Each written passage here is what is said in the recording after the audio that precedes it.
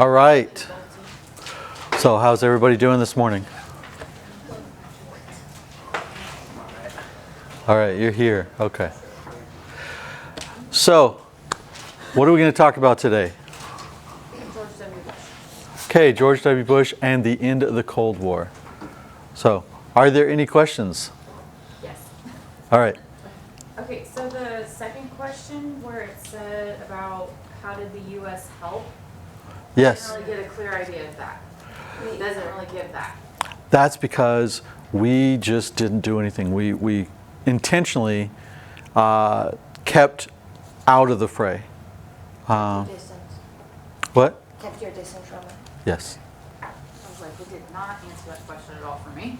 Okay, that makes So, sense. that makes sense? All right, any other questions? All right. We'll go ahead and go to the quiz.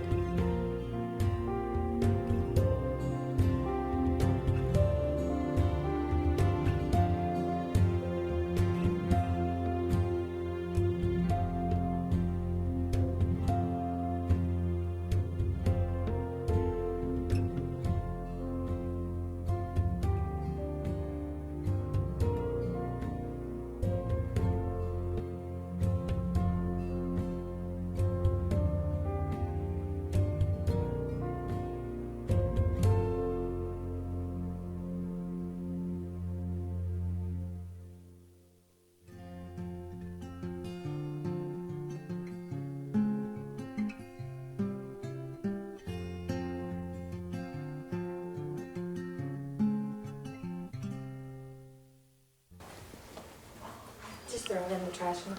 Okay. All right. So, why did the Soviet coup fail to overthrow Gorbachev? Poorly organized. Okay, it was poorly organized. We spent a lot of time bickering. Okay, they bickered between each other, right? I will tell you the biggest thing that I think, did they control the army? No, they lost control of the army. Did they control the people? No. So, we'll get into this more, but why did they lose control of the people? Boris Yeltsin. Okay, so Gorbachev gave people hope. Boris Yeltsin, who was the president of Russia, who was like a governor of a state, actually sided against the hardliners and said, do you really want to go back to the old way of doing business, or do we want to retain hope? And people are like, oh no, we don't want to go back there. We want to stay where we're at.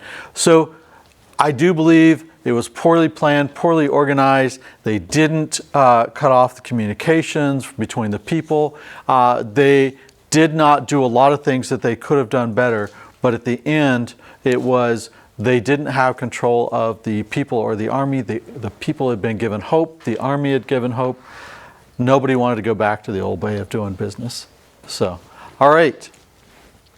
So I will say the Cold War is probably the greatest event that occurred in my life. Or I'm sorry, the end of the Cold War.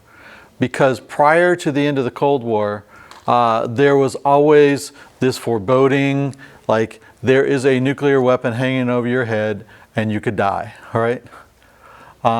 Once the Soviet Union fell, then the US felt, okay, we can, we are the world power, we can expand democracy, we can expand capitalism, and so this gave us a lot more hope. All right, so how does the fall of the Soviet Union start?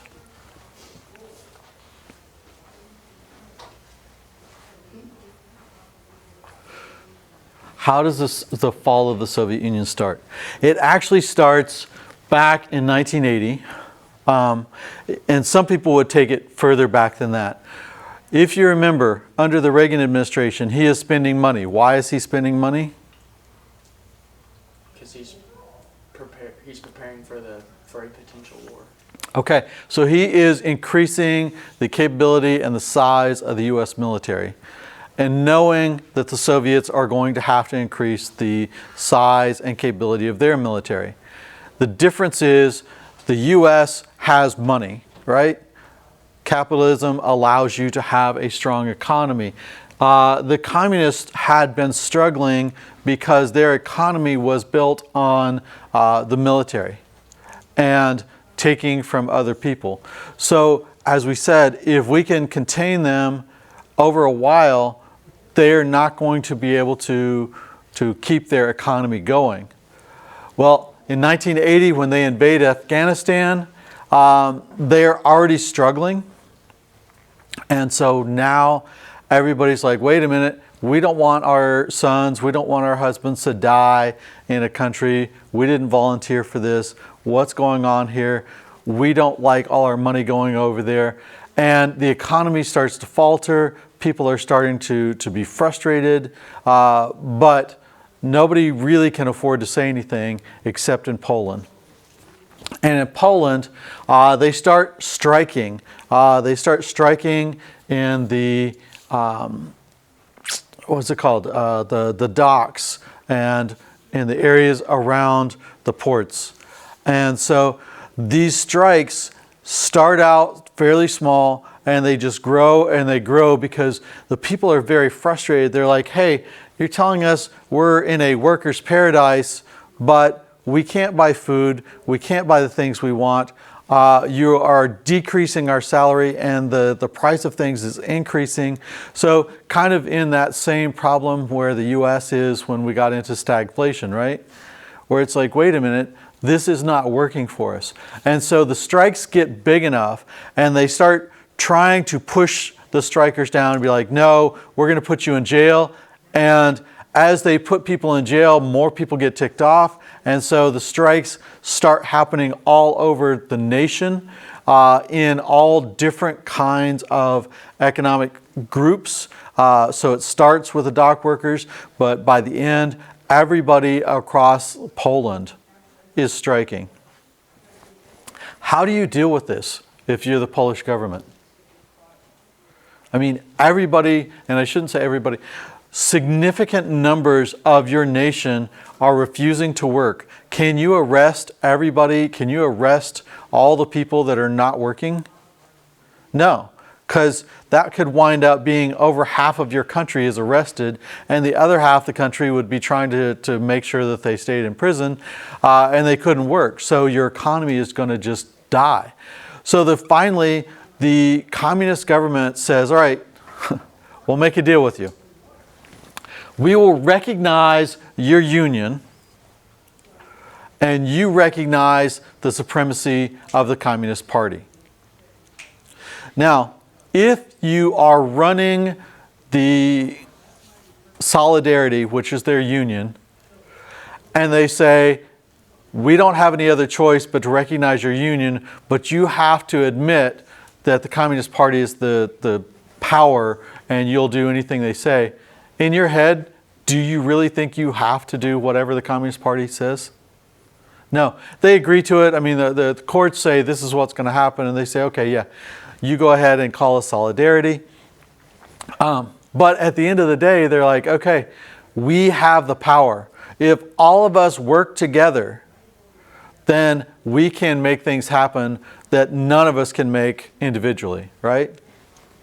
And so Solidarity is the first recognized union. When all this is happening, East Germany and Czechoslovakia condemn the strikes. They're like, you guys need to get your people under control. Why would they be condemning? Why would they care? It'll come to them. Okay, if you remember, East Germany and Hungary have already had problems with their people trying to strike and overthrow the government, and the Soviets came in with tanks and just pounded everybody, right? So they're like, hey, you guys need to calm down, because if you don't calm down, then our people are going to rise up, and we don't want to have the Soviet Union come in and destroy us. So they're like, you just need to calm down, relax a little bit. In 1981, Lech Walesa is the leader of the Solidarity. He has been put in prison numerous times, and he comes out and he goes, you know what?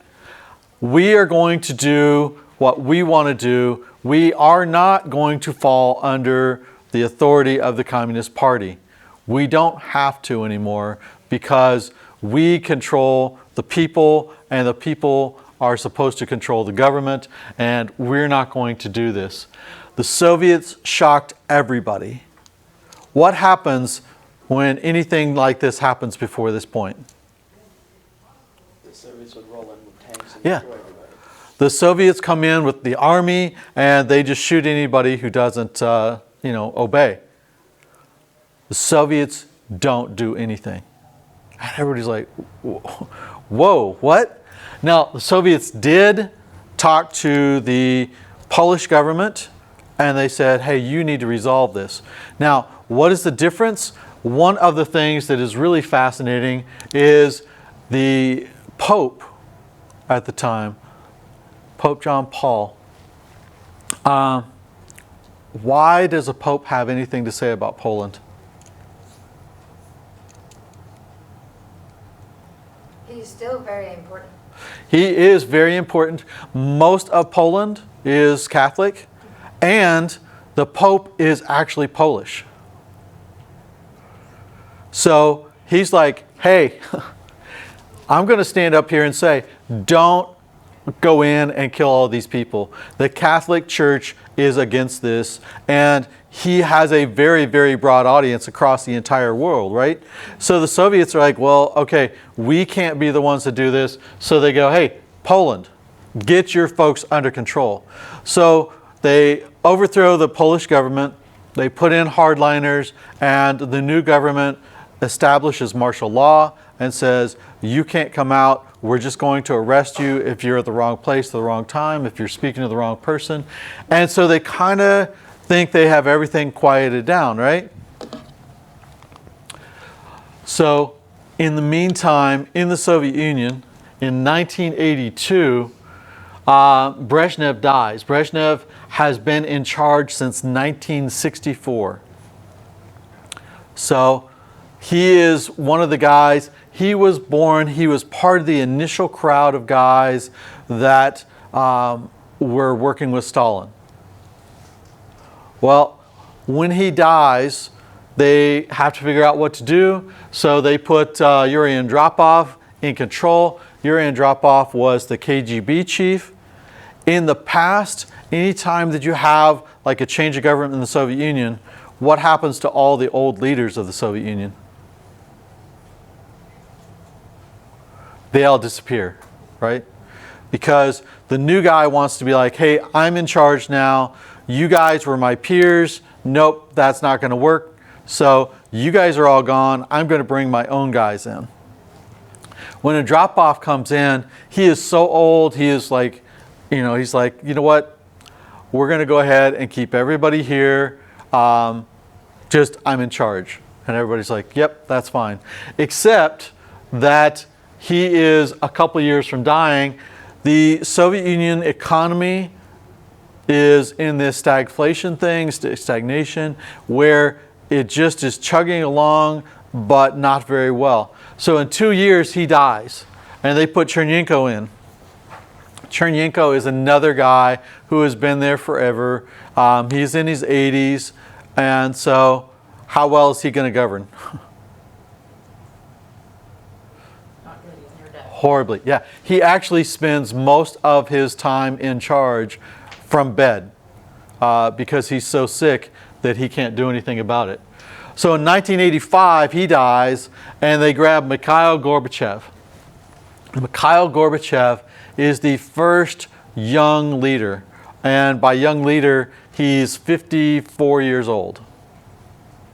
So I know you guys are all like, oh, 54, that's so young, right? Yeah, you're liars.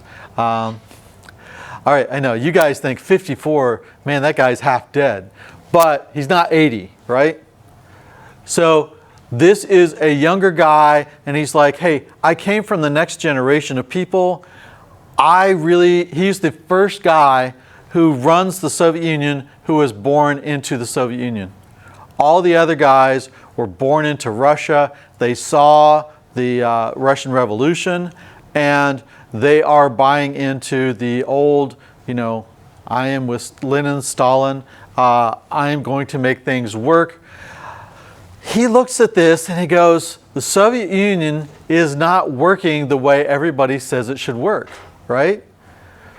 If it's a worker's paradise, what is life supposed to be like? Buying stuff. Yeah, everybody should have the money to buy whatever they want to buy. All people should be equal. Everyone should be happy. Is that the case? No. And he's like, what is going on? And he says, a consistent lack of motivation is destroying the economy.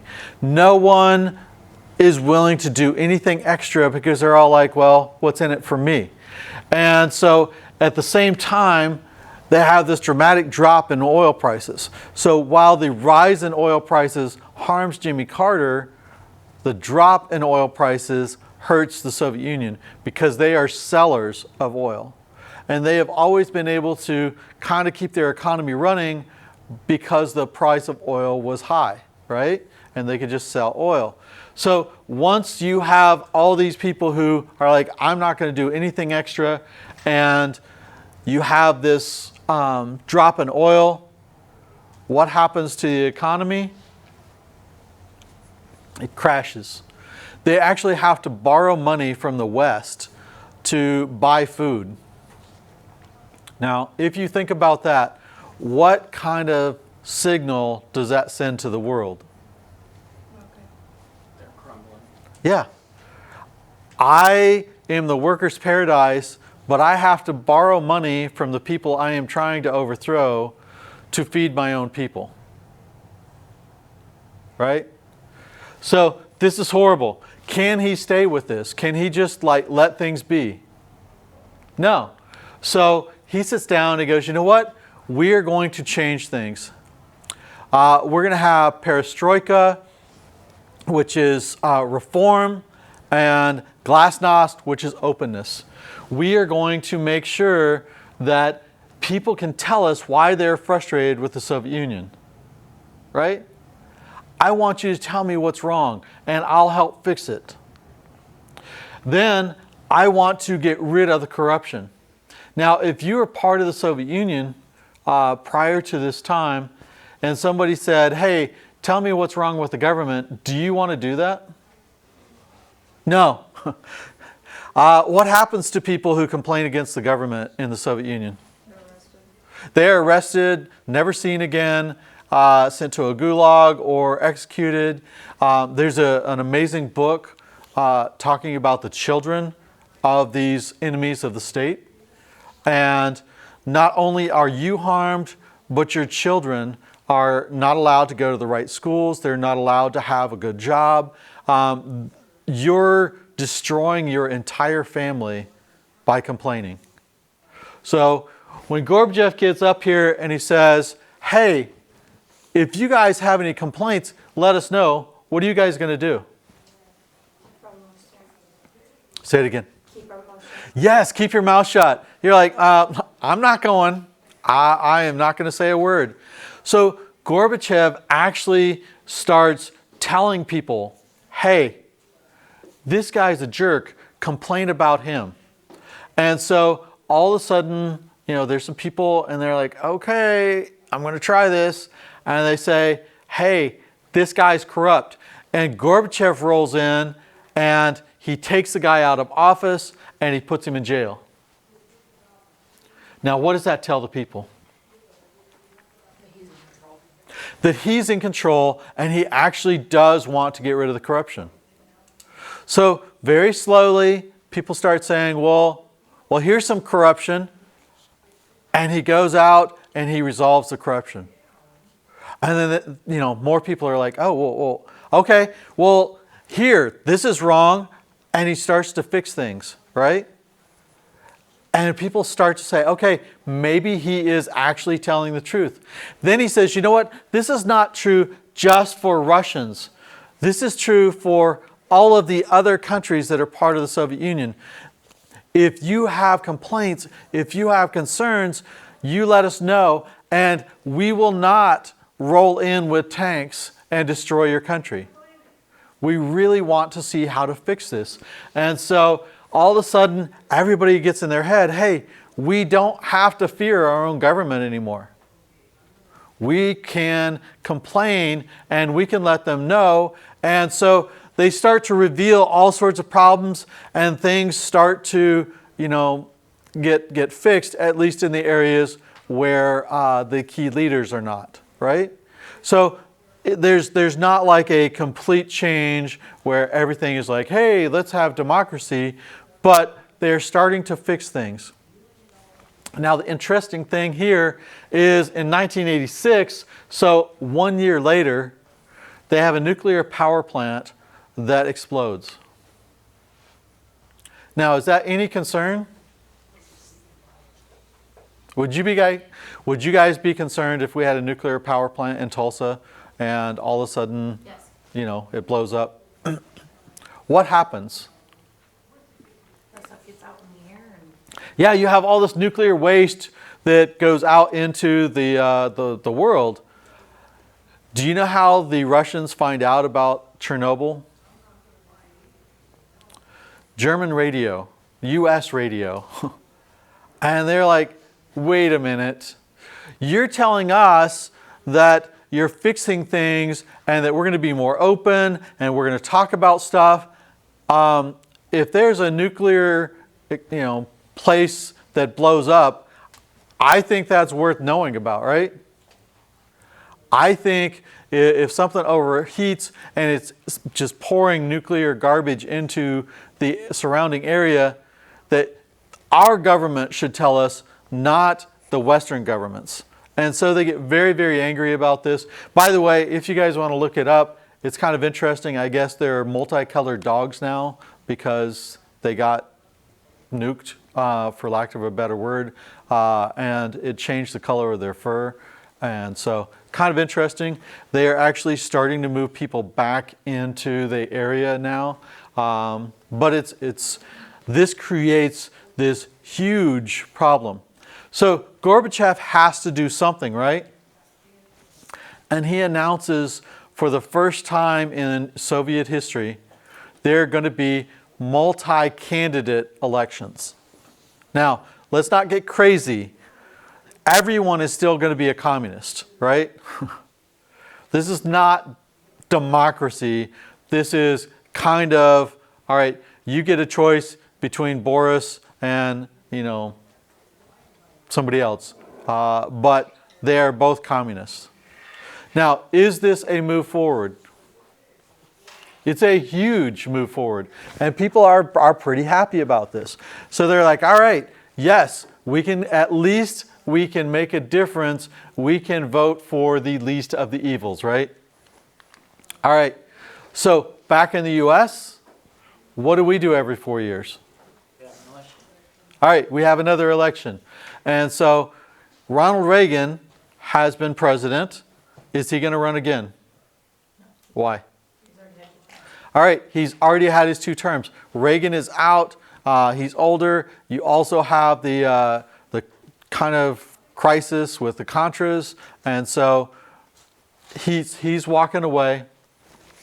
So when a president serves 2 terms and is well liked, who usually replaces him? The vice president.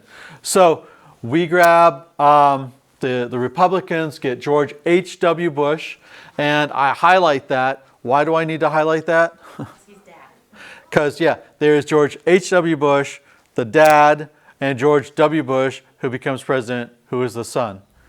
So I want to make sure you guys are very clear. There's 2 separate guys. All right. George H.W. Bush is really kind of a centrist. Reagan was more to the right. Bush is more central. He comes from Yale. He went down to Texas and he did oil, but he still has some of those, northeastern thought processes. But he's got a lot of experience. He was a U.S. representative, so he understands the U.S. government. He was ambassador to the UN, so he understands international stuff, right? He was the director of Central Intelligence, so he ran the CIA. So he has an understanding of how that works. And now he's been vice president. Now, in addition, George H.W. Bush fought in World War II. He was a pilot. He was actually shot down in the Pacific.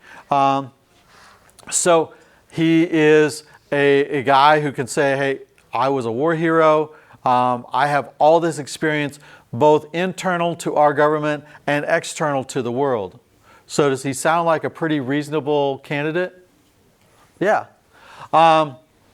There is a problem. What do we know about Reagan? What was his nickname? The great communicator, right? He's an actor. He presents himself very, very well. Anybody know what Bush's nickname became? I'm sure it's interesting. What is it? It was this wimp perspective. They said, well, he was a good vice president under Reagan because Reagan did all this stuff and he helped him. But can he do anything himself?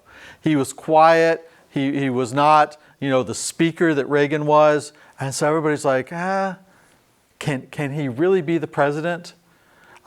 So the Democrats nominate a guy named Michael Dukakis. So when we get together, the Democratic convention, there is Michael Dukakis. He is from Massachusetts.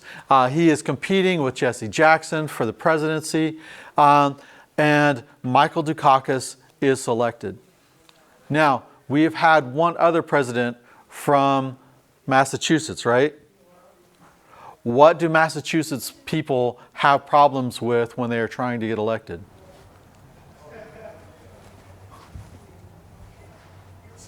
The South. So, what did Kennedy do to get elected? Okay, campaign. he went to the South and campaigned, and he selected Lyndon Johnson as his vice president because Lyndon Johnson's from Texas, right? So if you are Dukakis and you need a vice president, where do you think you're going to get your vice president? So, From the state you're trying to win. Yes. So he grabs Lloyd Benson, who is from Texas, right? So now you have the Northeast, but you also have Texas. So intriguingly, Bush winds up, he's got the Northeast because he's from Yale, but he also is from Texas. And so he's like, okay, I got that myself. The Democrats start out with a really strong lead because of this wimp factor. And so everybody believes that Dukakis is going to be the next president. However, in one of the debates, Dukakis has said he is never, ever for the death penalty.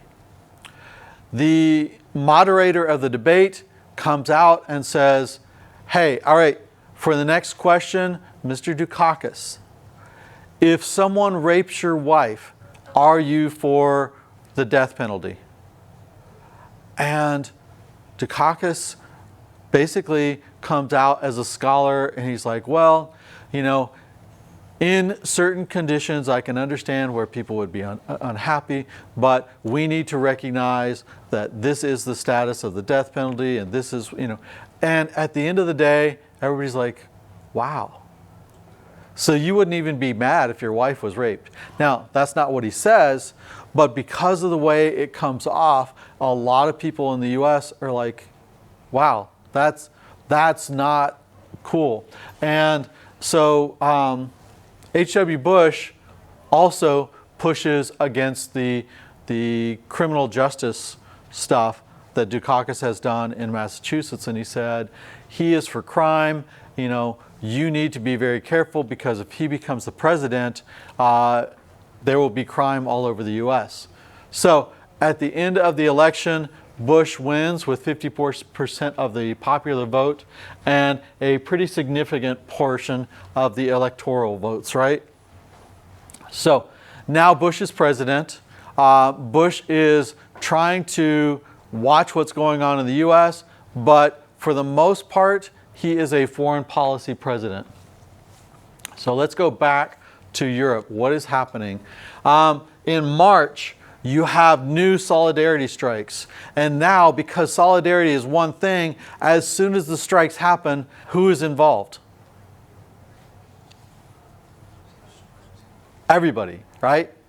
Because they control all of the workers. They're like, hey, you're all part of this union. So when we start striking, everybody needs to strike. The government is like, okay, what do we do? And they said, you know what, we'll do a bicameral legislature. And we will let the people elect half of the people in the legislature. So kind of like the US has the Senate and the House. They're like, we will control the Senate, you guys will get to vote for the House. What happens when the people of Poland actually get to vote?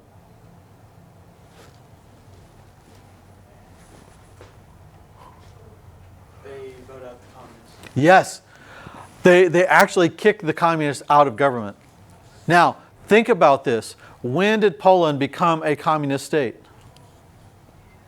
After World War II. Yeah, World War II, like 1945, 1946. There has been no elections, no real elections that the people had a choice in since 1946. And all of a sudden, now you get to vote.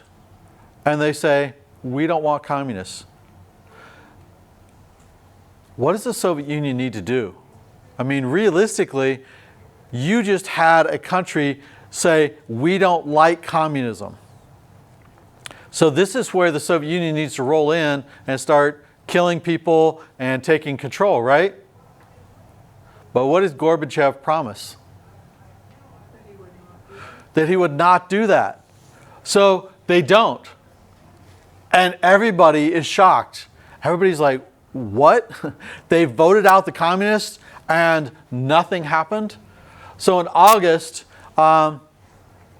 The Soviet Union has decided we're going to open up the archives. We're going to let historians start looking through old documents. And as they start looking through the documents, they find the Molotov-Ribbentrop Pact. Anybody remember what the Molotov-Ribbentrop Pact is? The agreement between Nazi Germany and the USSR. Yes, it's the agreement between Nazi Germany and the Soviet Union right before World War II when they say we will not attack each other for 10 years, but all of the actual documentation is there now. And so now historians pull it out and they go, wait a minute, they agreed to divide Poland. They agreed that the Baltic states would be made part of the Soviet Union. And now everybody's like, wow, that's some evil garbage, right? And the people of the Baltic states are appalled. And they say, you said you took us over to protect us from Nazi Germany, but you made a deal with Nazi Germany to take us over. You're not the heroes. You are evil. You're just as evil as the Nazis.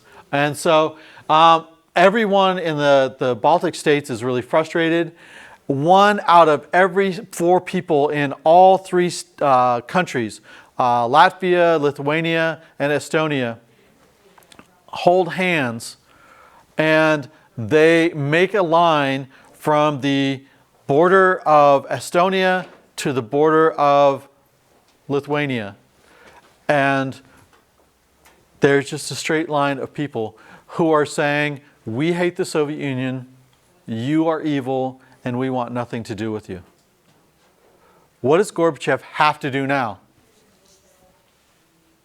He has to roll in with tanks and shut it down. Yeah, I mean, this is 1/4 of the nations who are holding hands in defiance of the Soviet Union. And you know what he does? Nothing. And everybody's like, whoa, what? So by October, Hungary's like, well, if nobody else is having tanks, torch them, no one else is being invaded, then we want to change too. So they adopt a new constitution and they have open elections.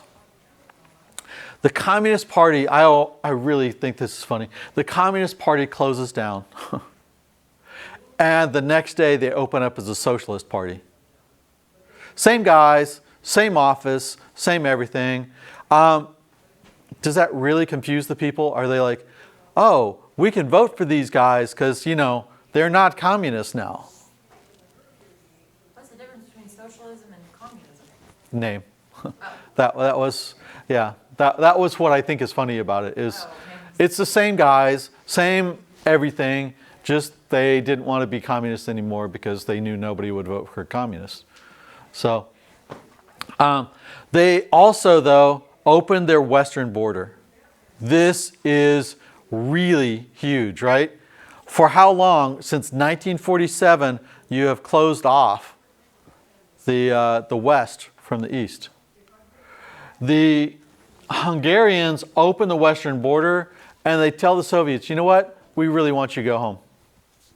We don't need you here. We don't want your help. You guys go home. You do your thing. We'll do our thing. Once the border between Hungary and the West is opened, loads of people, especially East Germans, start flowing out of Hungary into the West. Why is that? Because nobody wants to be under communism. They're all like, no, this is not fun. This is not good. We don't want to do this. So all of a sudden you have loads and loads of people who are leaving the communist world. What kind of people are leaving? Are they rich people or poor people? Are they qualified to do jobs or are they unqualified? Poor people who are unqualified. These are actually all of your really capable people. Because if you think about it, if you are not capable of doing a job, then communism is probably okay for you, right? Because you're going to get an income. But if you are a doctor, if you're a lawyer, if you're, a nurse, an electrician, you can make a lot more outside of the communist government than you can inside the communist government. So these people are all like, no, I want to get out. Well, once all the very capable people start leaving, what happens to the economies? Yeah, they absolutely collapse. So the East Germans are like, all right, we have to do something. We have to get everybody to calm down. So they say, you know what? How about we'll make a deal with you.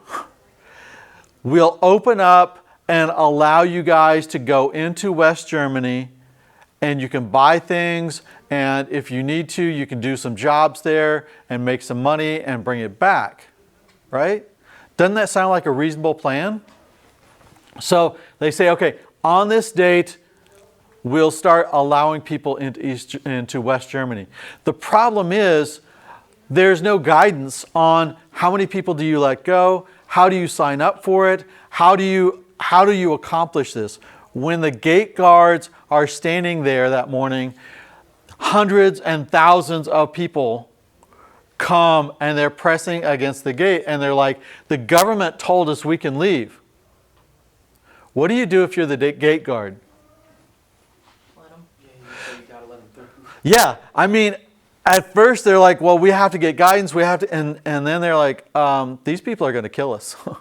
And so they just open the gate and people pour through the gate. They get into West Germany, and when they get into West Germany, the West German shopkeepers actually hand them the equivalent of $100. Why would they do that? I mean, that's stupid, right? You're just handing people money? Does that make any sense? Okay. Because the East Germans, for a long time, have told all their people, hey, when you go over, if you go over and you see the West Germans, they'll have all the stuff on the shelves, like we don't, but they won't sell it to you. You can't actually buy the stuff there. So if I walk out and I hand you $100, what are you going to do? You buy the stuff. And you're pulling it off the shelf and you're like, yes, I want this, this, this, this, this. And you take your card up and they give it to you and you leave the store. And you're like, oh, wait a minute. They lied to me. I actually purchased this stuff. And then you're like, well, it's probably bad. It's probably garbage, right? Because if they can afford to give it to me, and then you open up a chocolate bar and you're like, wow, this is good stuff. And so it really turns all of the East Germans into like, wait a minute, you've been lying to us. And so now they are furious with their government and they just start tearing down the Berlin Wall. Now, prior to this, if you went near the Berlin Wall, what's going to happen to you? You're going to be shot. They're going to kill you. But all of a sudden, everybody is piling against the Berlin Wall, and they are taking sledgehammers, and they are doing their best to tear it down. The guards do nothing, because they're like, I don't want everybody turning on me, and so they just kind of let it be. So has anybody ever seen pieces of the Berlin Wall now? They sell pieces of the Berlin Wall because it is this symbol of freedom, a symbol that we were hemmed in for decades, and then we gained our freedom and we tore the wall down. So once they tear down the Berlin Wall, the Czech government is like, well, there is, all the people start to protest and they're saying, hey, we want the same freedoms. The Czech government puts the hammer down and they're like, you will not. Do you think this is going to work at this point? No. The Czech people are like, nope, we're done. And so the Czech government says, all right, fine, we'll relinquish power and we'll let you guys do what you want. The next month, Bulgaria announces free elections the next year, right? So all of a sudden, everybody is like, we are going to allow you to have your freedom. Once you give people hope, and this is something that is a big deal. In North Korea, how many rebellions do you see? North Korea, Yeah, none. Why? because they're crazy. They'll kill you over anything. Okay, so in North Korea, I give you enough money to feed your family today, right? And if you get involved in a revolt, if you get involved in a riot, it's like the early Soviet Union. You disappear, your family has no one to take care of them, and your family is going to die of starvation or being treated really badly by everyone around them. Can you afford to do anything that's going to tick off the government? No. So as long as, it's funny, people always think that rebellions happen when you crush people. But in reality, when you crush people, they don't rebel because they just want to survive. When people rebel is when you give them hope.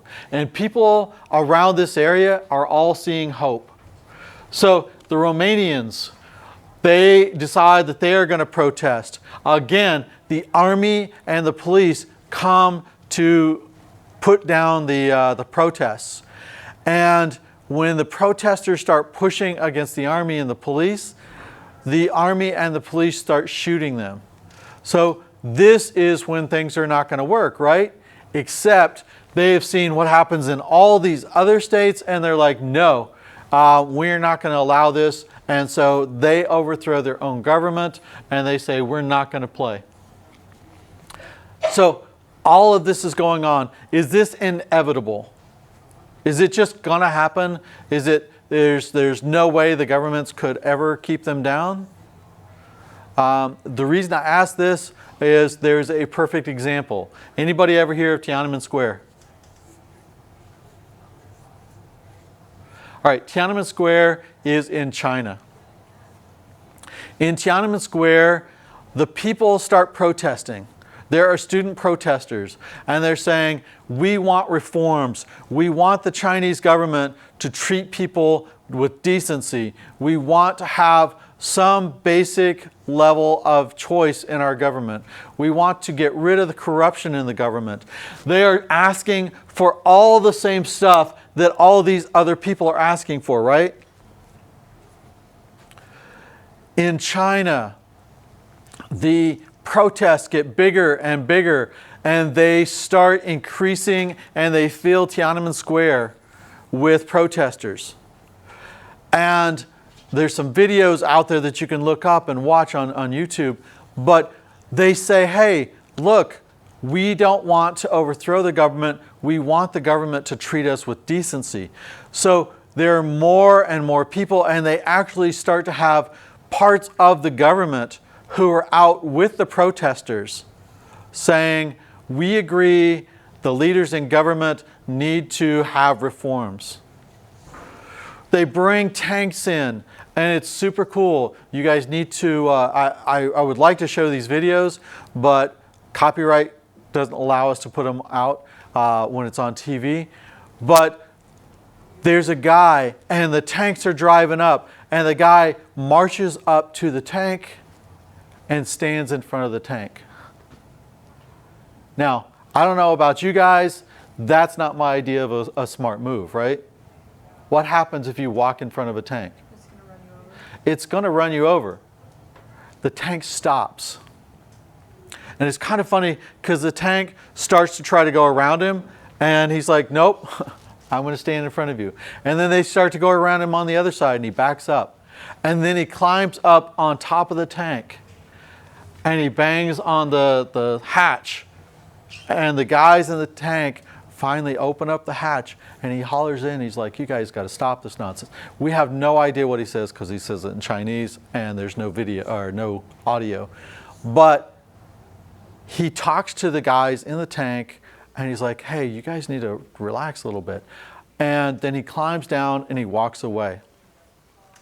At this point, all the people who are my age are like, wow, China is going to have these reforms, because if they don't have the army supporting them, if they don't have, if all these people are doing the same thing that they're doing in Europe, this is going to be when we see the fall of communism, right? In China, what happens? Anybody know? All of a sudden, very quiet, like the protests kind of continue, and everybody says, all right, we'll start thinking about trying to change some things. And when the people disperse, all of the people that were engaged in leading the Tiananmen Square or rebellion or the protests start disappearing. The people in government who were supporting the protests start disappearing. And pretty soon, if you go to China now and you say, what happened in Tiananmen Square? No one has any idea, because they're not allowed to teach it. They don't say anything about it in history. If you put it out on social media, your social media account will be blocked, because the Chinese government has basically made it disappear. They were willing to kill their own people. They were willing to jail their own people forever, whatever it takes to make sure that they don't get out. So what is the difference between Eastern Europe and the Soviet Union and China? China actually did something about it. Okay, Gorbachev says, I'm about taking care of the people. I am not going to destroy you. I want you to have what you need to have. And when Gorbachev does this, then the people actually get what they want. And what do they want? They want out of a communist government. So in December of 1989, they get together, George Bush and Gorbachev, and they declare that the Cold War is over. It's kind of funny because I was actually sitting in a missile silo in 1991 when this is all done, and my crew partner came over and he grabs me. He's like, hey, the president just said the Cold War is over, and so we can go home. And I was like, I don't think so. I'm pretty confident somebody's going to tell us we can leave our nuclear missiles. They don't want us just walking off. And so a little bit later, yeah, we got a message from headquarters, Strategic Air Command, and it said, hey, everybody, you just stick tight where you're at, and we'll let you know if anything needs to be done. So in March of 1990, Gorbachev has all of the different countries in the Soviet Union vote him in as the executive president. Why is this important for him? Is he still the leader of the Soviet Union? Okay, so he is the leader of the Soviet Union. Before, he is the general secretary of the Communist Party. So who does he owe his allegiance to? The Communist Party. Now, if he is elected by the representatives of the people, who does he owe his allegiance to? People. The people. Does that make sense? What does that do to the power of the Communist Party over Gorbachev? They don't control him. They don't control him. So do you see why he wants to have this new position?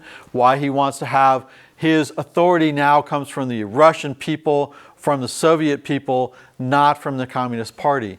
So now, when the Communist Party wants to get rid of him, they don't have the authority because they didn't put him in power.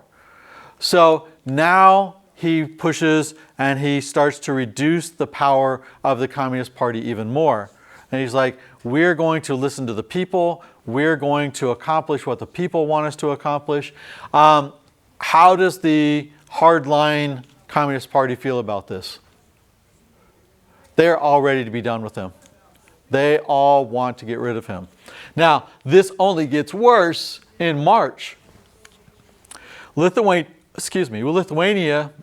who is one of the Baltic states, says legally we are not part of the Soviet Union.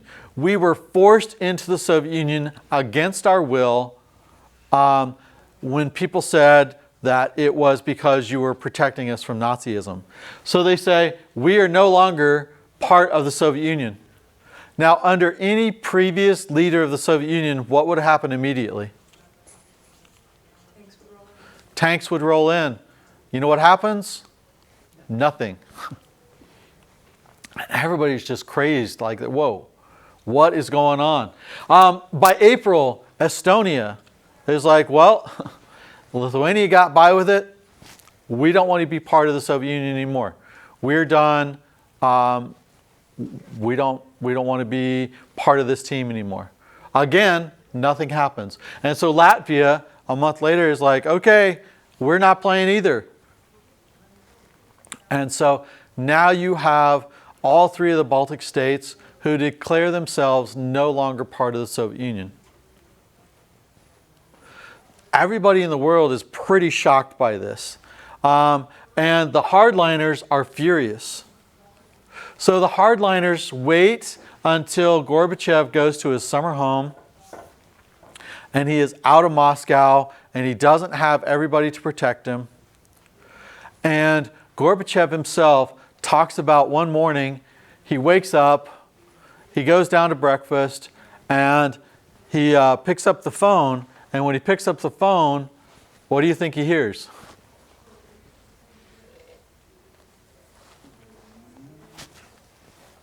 Hardliners. Nothing. Hopefully. I'm trying to think if you guys have ever had this experience. So when you turn on your cell phone, what do you hear? Nothing. Okay. Used to be when you had house phones, you would hear a dial tone. Yeah. And he's like, there's no dial tone. If you have no dial tone and you're the leader of the Soviet Union and you're down in your summer dacha, which is your summer house, what do you know is going to happen? You're done for. You're dead. They are cutting you off so you can't get help. So he actually calls his family in and he says, hey, I just want you to know I'm probably going to be grabbed and I don't want you guys to do anything. I just want you guys to hang tight. It'll be okay. They will kill me, but you guys will be okay. They don't want to hurt you. They're just going to take me. He turns to his guards and he goes, you know what? I have done what I can do. Now it's up to the Russian people. Now it's up to the Soviet people. I don't want you to fight them when they come. Just let it happen. And so the hardliners come in and they grab Gorbachev and they say, all right, you are going to admit that you made mistakes and you are going to say that what you did was wrong and that you are going to resign and we need to go back to the old way of business. Anybody know what Gorbachev says? No, I'm not going to do it. What are you going to do to me? Kill me? Kill me. Go for it. I have made changes that you can't go back to the old way of business. He's like, if you want to kill me, but I am not going to say that what I did was wrong. I am not going to go back to the old corrupt way of business. And so now they just hide him, prevent him from speaking to anybody, and they roll into Moscow and they say, Gorbachev has stepped down and now we're going back to the old way of business. The people are like, no, we're not going to do that. They call the army in and the tanks are rolling into Moscow to control the people. At this point, Boris Yeltsin, who is the president of Russia, so this would be the equivalent of Kevin Stitt, right? Comes in, he comes out of his office and he goes out into the streets and he sees the tanks coming up and he sees the military and he says, do you guys really want to go back to the old way of doing business? Do you really want to not have choice? Do you really want to have someone else tell you how the government's going to be run and kill you or put you in prison if you disagree? He goes, are you going to be willing to shoot your brother? Are you going to be willing to shoot your sister, your mother, your father? Are you going to shoot your next door neighbor to force them to go back to the way of business that we used to have? And what do you think the Army says? You're right. The Army's like, no, you know what? You're absolutely right. No. And so instead of helping the hardliners, the Army turns against the hardliners, and they're like, we're not going to do this. You are not going to have the Army kill our own families, our own people, to keep in power. We're done.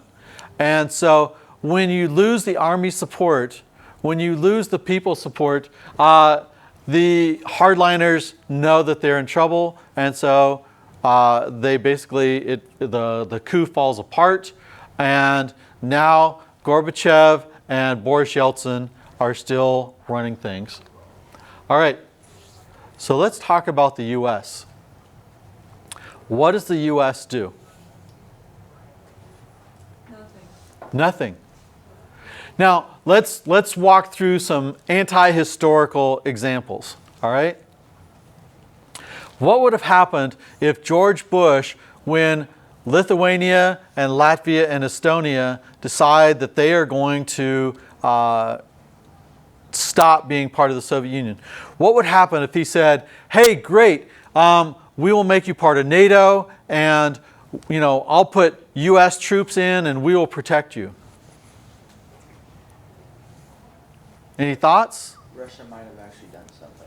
Russia might have done something. Because for the last 4 or 5 decades, who is the enemy for Russia? U.S. The U.S. And so if they can say, hey, you know what? The U.S. is behind this. The U.S. is causing this. Then it's going to be like Iran, where they're like, hey, stay out of my business. Now, we kind of talked about stuff like this before. It always frustrates me because there are people who say, hey, when we go invade this country, they're going to be so happy, they're going to hug us.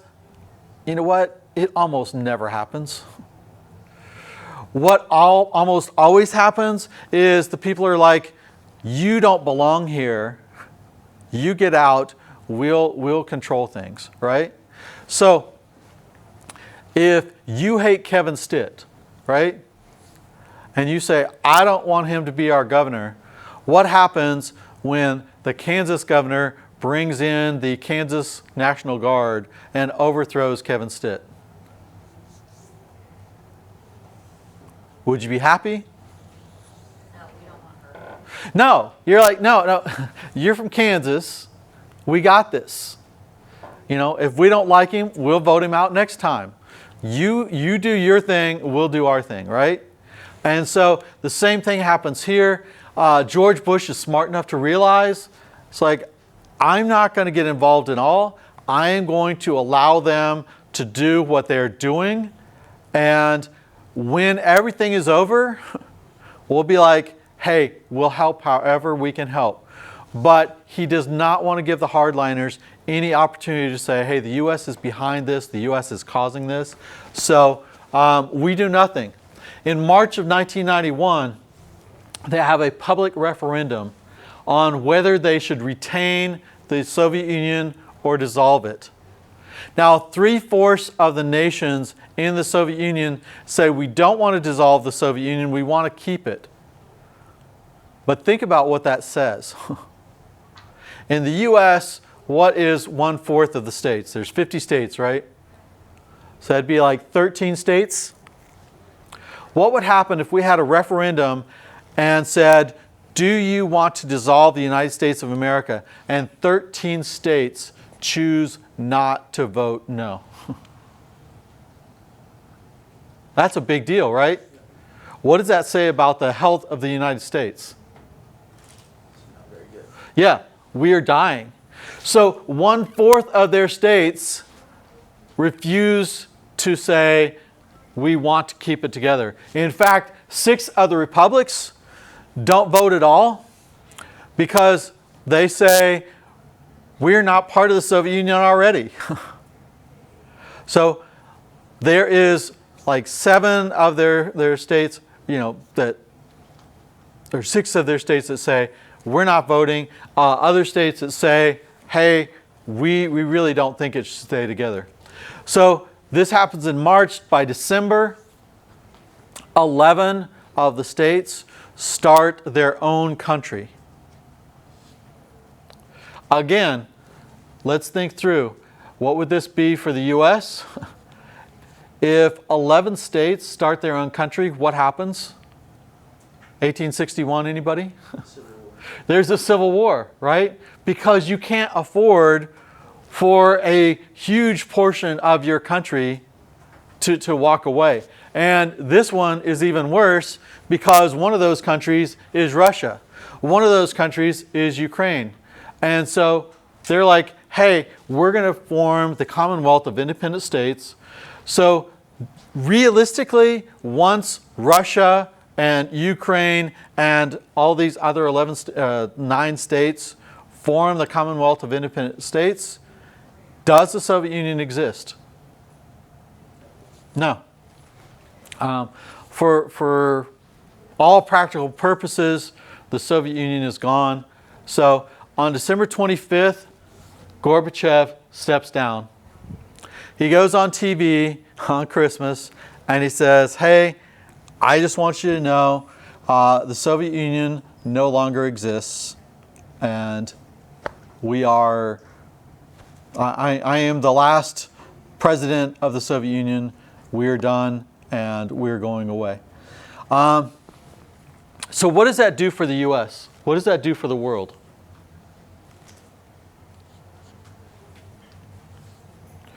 Prior to this time, in my entire life, every morning you wake up and there's a possibility that the Soviet Union and the U.S. will fight today, right?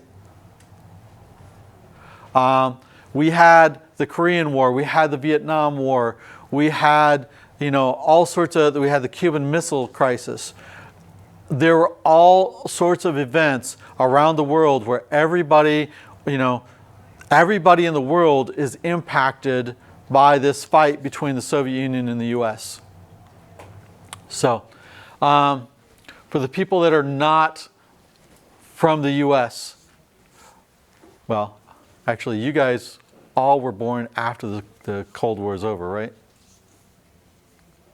I'm old. That's really sad. All right. So, have your parents ever talked to you about this? Okay. Every country, why is there a third world? Anybody know? What's the first world and the second world? Like wealth. That's what it has turned into. It used to be the capitalist world, the communist world, and then the non-associated states. Everything that happened in the world is based on the Cold War, right?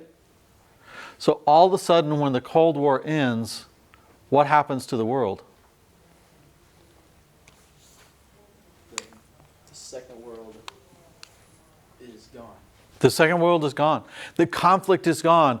And so we reach into the Soviet Union, the former Soviet Union, we're like, hey, we will help you with money. We will help you guys build. We'll help you do whatever you need to do to be part of us. And we will try to make everything work again, right? We decide, where are we going to get all this money? Well, for 50 years, we have had this huge military, right? Now we say, do we need a military? You've never had capitalist states have to fight each other during the Cold War, right? So capitalist states, democracies don't fight each other. That's the premise, is democracies don't ever fight each other. We really don't need a military now because, everybody is safe.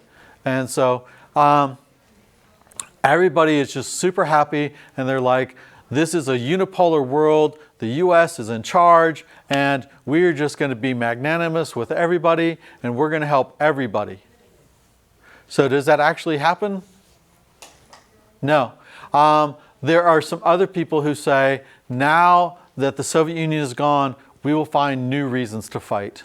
One of those said that there's going to be a clash of civilizations. Now, clash of civilizations. What is a civilization? the community within. There you go. So the capitalists, the Europeans, the Asians, the Middle East, and he turns out to be right, that once we have gotten rid of this communist capitalist fight, then you start to see other fights exist. So why did the Soviet coup fail to overthrow Gorbachev?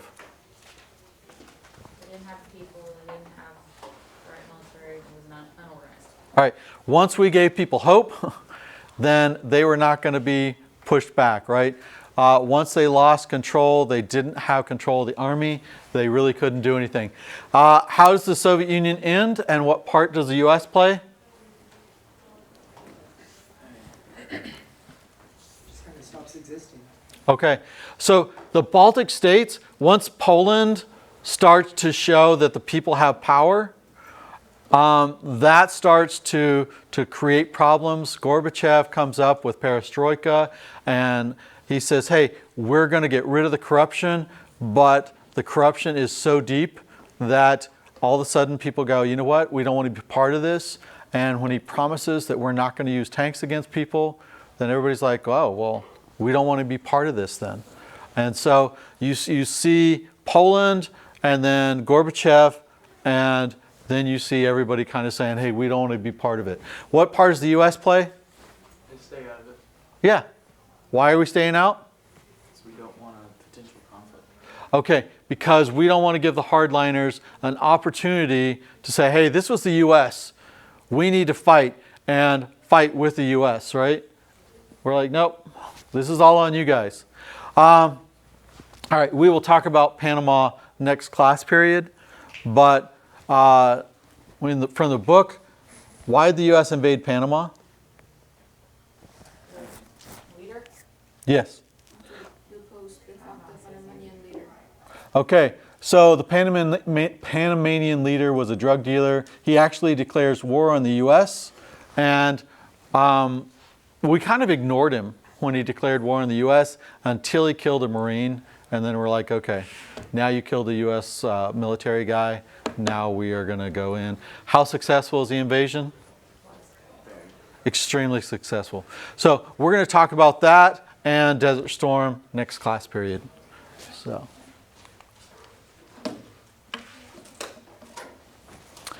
On this one, I will go ahead and just tell you, I don't know that the second question is in the book anymore, so that narrows down your questions a lot, right? I know, you guys are devastated at these short readings, I know, and so hopefully you will use the time to start preparing for the final exam.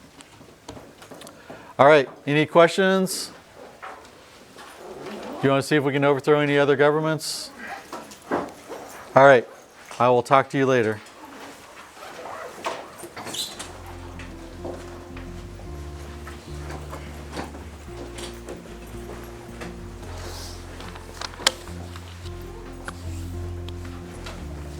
So on Monday, you were talking about Reagan.